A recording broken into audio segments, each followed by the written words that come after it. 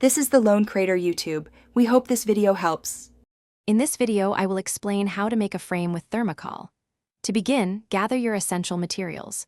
You'll need Thermocol sheets, a sharp craft knife, and a reliable ruler for accurate measurements. Also, prepare an appropriate adhesive, like white glue or a hot glue gun, ensuring it's suitable for foam. Finally, collect any decorative items such as paints, glitter, or small fabric pieces to personalize your frame. Now, let's move on to cutting and shaping your Thermocol.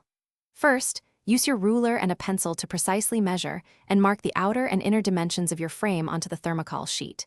For example, you might aim for an outer dimension of 10 by 8 inches.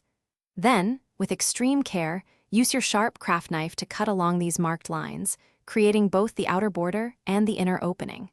Remember to keep all edges smooth and even for a polished look. With your pieces cut, it's time for assembly.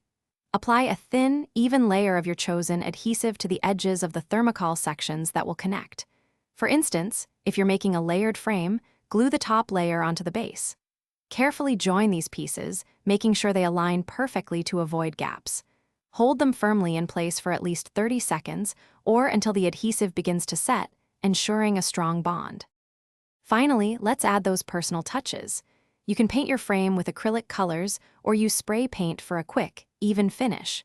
Consider adding decorative elements like beads, sequins, or even small artificial flowers to truly make it unique.